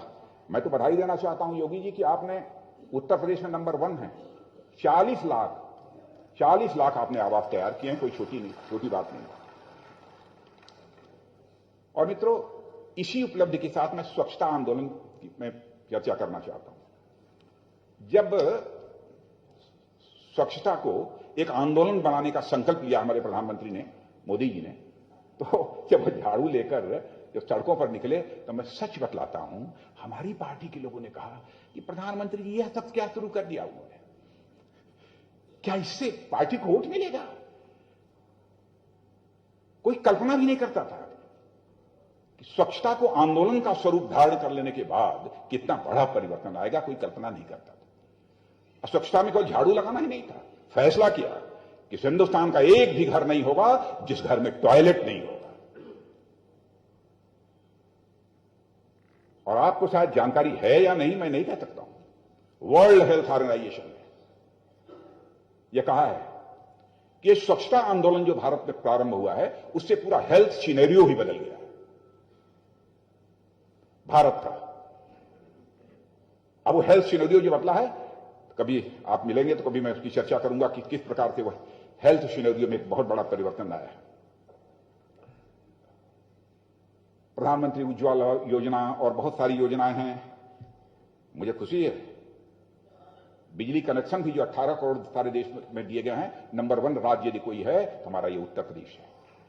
मैं योगी जी आपकी सरकार को मैं बधाई देना चाहता हूं, कई मामलों में नंबर 1 पर हमारा ये भारत है। स्वास्थ्य सुरक्षा कवच के मामले में भी 1 करोड़ 18 लाख लोगों को स्वास्थ्य सुरक्षा कवच दिया गया है। 1 करोड़ 18, ये कोई छोटी उपलब्धियां नहीं है, बहुत सारी उपलब्धियां हैं। कुछ इसकी चर्चा कर दी है उन्होंने, मैं उस विस्तार में नहीं जाना चाहता हूं। मैं कह सकता हूं कि हमारी सरकार ने गरीबों का, वंचितों का, मजदूरों का, दलितों का काफी हद तक दिल जीतने में कामयाबी हासिल की है। हम दिल जीतेंगे उनका, और वह कामयाबी हम लोगों ने हासिल की है। बहनों भाइयों, यहां पर मैं अपने मुख्यमंत्री जी को इसलिए बधाई देना चाहता हूं, बहुत सारी योजनाएं जो यहां पर लंबित पड़ी हुई थी, उन योजनाओं को भी आपने मुख्यमंत्री बनने के साथ आपकी सरकार ने लागू किया है, इसके लिए आप बधाई के पात्र। मैं एक बाण सागर योजना की मैं चर्चा करना चाहता हूं। लंबे समय से वह आधा अधूरा पड़ा हुआ है, बहुत सारे इस प्रकार के रोड प्रोजेक्ट्स थे, इन सब सारी चीजों को आपने पूरा किया है। सिंचाई की दृष्टि से भी सिंचित भूमि में जो इजाफा किया है वह 3.77 लाख हेक्टेयर, 3.77 लाख हेक्टेयर ये इजाफा आपने किया है। सेल्फ हेल्प ग्रुप के माध्यम से आपने 10 लाख सेल्फ हेल्प ग्रुप महिलाओं के बनाए हैं और उसमें 1 करोड़ महिलाओं को जोड़ा जा रहा है। यह कोई छोटी बात नहीं है। यानी यह सब सारे कदम आपने जो उठाए हैं उसके परिणाम स्वरूप हुआ क्या है, अब आप लोगों को कितनी जानकारी है मैं नहीं कह सकता हूं, लेकिन जब सरकार बनी थी उस समय यहां पर जो है बेरोजगारी, अनएम्प्लॉयमेंट का जो परसेंटेज था वह 17.5% था, और आज, अब इसमें कुछ अंतर हो सकता है, आज मुझे बतलाया गया है उत्तर प्रदेश में यह 4.5% हो गया है। दिस इज ये मेजर अचीवमेंट है आपका, यह कोई छोटी बात नहीं है। लॉ एंड ऑर्डर के मामले में तो पूछिए मत,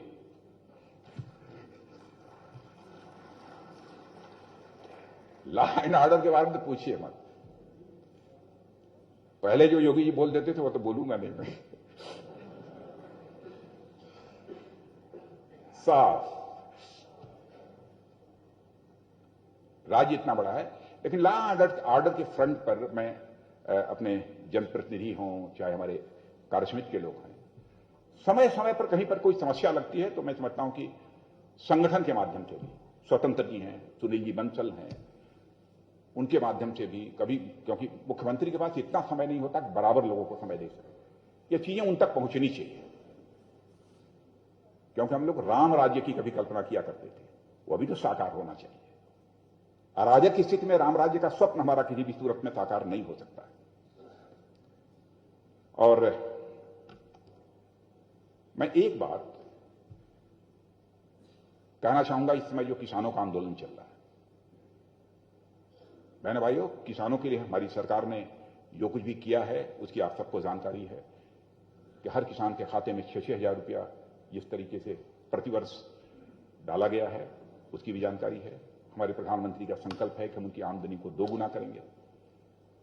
मैं अपने किसान भाइयों से भी विनम्र अपील करना चाहता हूं, बातचीत के द्वारा ही उसका समाधान हो सकता है। आप बैठिए, बातचीत करिए, समाधान निकलना चाहिए और यह आंदोलन का सिलसिला समाप्त होना चाहिए। क्योंकि हम लोगों का संकल्प है कि किसानों की आमदनी हम 2 गुना करेंगे। 2 गुना तो होगी ही होगी, कोशिश है आगे भी इसे बढ़ाने की। एमएसपी किसी भी सूरत में बंद नहीं होगी। और मैं सारे देश का आंकड़ा नहीं देता हूं, यहां का देता हूं।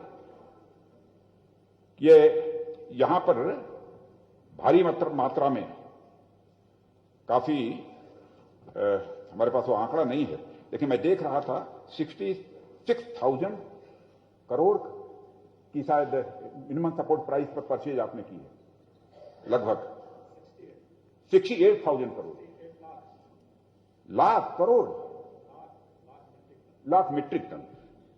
अमाउंट में बतला रहा था 66,000 करोड़ का, 66,000 करोड़, और 378 लाख टन यह खरीदा है। तो एमएसपी बंद करने का सवाल ही नहीं है। हम सभी लोग किसान परिवार के हैं, हमारी पूरी सहानुभूति है, और मैं उनसे अपील करना चाहूंगा कि वो बैठें, जितनी बार कहेंगे उतनी बार बैठेंगे, क्लास वाइज डिस्कशन हो जाए, जहां जो कहेंगे संशोधन करने के लिए, किसानों के हित में, कृषि जगत के हित में जो कुछ भी होगा वो हम लोग पूरी तरह से उसमें संशोधन भी करने को तैयार है। अन्य कहीं पर भी कोई कठिनाई आ रही है तो उसका भी समाधान करने के लिए हम लोग पूरी तरह से तैयार हैं। बहनों भाइयों, क्योंकि समय ज्यादा हो गया है, इसलिए मैं यही कहना चाहता हूं, शेष बातों को यहीं पर छोड़कर मैं ले जाना चाहता हूं कि 15 अगस्त 1947 को जब हमको आजादी मिली थी, तो उस समय ये लोग संदेह व्यक्त किया करते थे कि भारत अपनी आजादी बचा पाएगा कि नहीं बचा पाएगा। भारत की बहुत सारी ऐसी वैश्विक ताकतें हैं, उन वैश्विक ताकतों के मुकाबले भारत कभी खड़ा हो पाएगा कि नहीं हो पाएगा, यह तरह तरह की आशंकाएं हम लोग व्यक्त किया करते थे। लेकिन आज हर कार्यकर्ता ही नहीं, बल्कि जन सामान्य के अंदर यह विश्वास हो गया है कि अब भारत को सुपर पावर बनने से, माने वैश्विक महाशक्ति बनने से अब दुनिया की कोई ताकत रोक नहीं सकती है। यह भरोसा विश्वास लोगों को रहा है।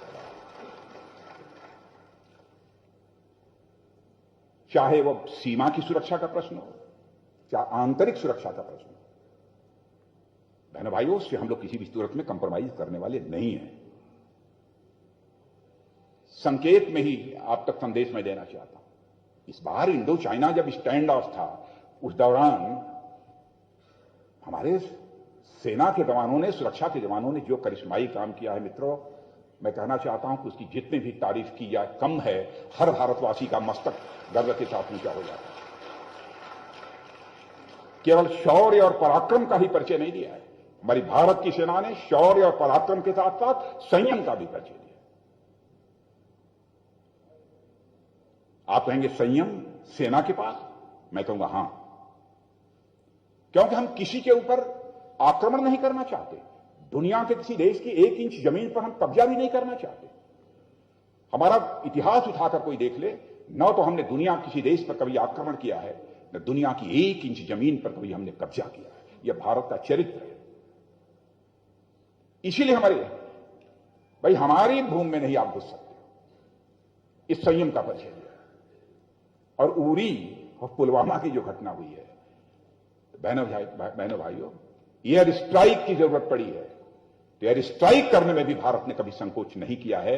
और अपने देश की धरती पर आतंकवादियों को मारने के लिए नहीं, बल्कि दुनिया के दूसरे देश की धरती पर जाकर आतंकवादी ठिकानों का सफाया करने में हमारी सेना के जवानों ने, हमारे एयरफोर्स के जवानों ने कामयाबी हासिल की। यानी कोई कमजोर देश इस काम को नहीं कर सकता। भारत तेजी के साथ आगे बढ़ रहा है। प्रश्न यह है कि यह सब सारी चीजें हैं, उनको जन सामान्य तक ले जाने का काम कौन करेगा? आप जैसे, हम जैसे कार्यकर्ता ही करेंगे। हम सबको मिलजुल कर करना है। हम यहां बैठे हैं तो इसका मतलब नहीं कि आपसे बहुत बड़े हो गए। जैसे आप हैं वैसे हम सबको मिलकर करना पड़ेगा। और मुझे याद है 98 में जब मैं इसी उत्तर प्रदेश भारतीय जनता पार्टी का अध्यक्ष था, नरेंद्र सिंह जी को शायद इस बात की जानकारी होगी, डॉक्टर रमापति राम जी त्रिपाठी साहब महामंत्री थे हमारे साथ, और शाही जी भी। उस समय मैंने उत्तर प्रदेश के हर बूथ कमेटी बनाई थी, हर बूथ की कमेटी बनाई थी। और उसमें हमारे आदरणीय कुशाभाऊ जी ठाकरे राष्ट्रीय अध्यक्ष हुआ करते थे, उनको आमंत्रित, हाँ, इतनी मोटी मोटी सब बूथ कमेटी जिन लोगों ने बनाई थी तो उसमें कुशाभाऊ ठाकरे को समर्पित किया था, उसमें बहुत बड़ी बात लगती थी। लेकिन आज उत्तर प्रदेश में सचमुच हमारे अध्यक्ष जी ने, हमारे संगठन मंत्री सुनील बंसल ने और अन्य पदाधिकारियों ने मिलजुल कर, सारे कार्यकर्ताओं ने मिलकर जिस तरीके से सांगठनिक ढांचा खड़ा किया है, उसकी जितनी भी प्रशंसा की जाए बहुत कम है। और उसमें सबसे हम सभी लोगों का बास यदि कोई है तो पन्ना प्रमुख है। मैं तो कहता हूं पन्ना प्रमुख ये पार्टी प्रेसिडेंट से कम नहीं है। ताकत हमारी पार्टी की यदि कोई है तो हमारा पन्ना प्रमुख। अब इस बार उत्तर प्रदेश में 2016 में जितनी सीटें आई हैं, पन्ना प्रमुख, जिनके पास कोई ना काम हो, उनको लगता हमारी सेहत खराब है तो पन्ना प्रमुख बन जाइए और जाइए और इस संकल्प के साथ जाइए कि उत्तर प्रदेश में 2016 में जितनी सीटों पर हमने विजय प्राप्त की थी उससे कहीं,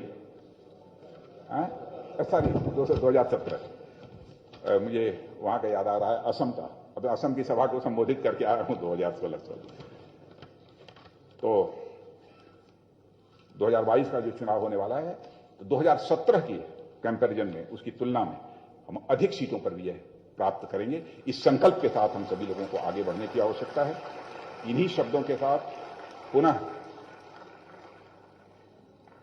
एक सशक्त उत्तर प्रदेश जो बन रहा है के निर्माण में आप अपना योगदान दें, इसके लिए मैं आपको शुभकामनाएं देता हूं।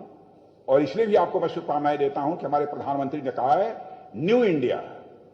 न्यू इंडिया बनाने में सबसे बड़ा कंट्रीब्यूशन यदि किसी का हो सकता है, देश के सबसे बड़े राज्य उत्तर प्रदेश का हो सकता है। उत्तर प्रदेश भी न्यू उत्तर प्रदेश बन रहा है। इसलिए आप सब आगे बढ़ें, अपना योगदान दें। इन्हीं शुभकामनाओं के साथ अपना निवेदन समाप्त करता हूं। आप सबको बहुत बहुत धन्यवाद। भारत माता की बहुत बहुत धन्यवाद माननीय मुख्य अतिथि जी। निश्चित रूप से इस कार्य समिति के उद्घाटन के अवसर पर जो आपने मार्गदर्शन दिया है, निश्चित रूप से हम सभी कार्यकर्ता उस दिशा में बढ़ते हुए जन कल्याण के माध्यम से पार्टी को विस्तार देने में निश्चित रूप से उसे पूरा करेंगे। एक दो सूचनाएं थी।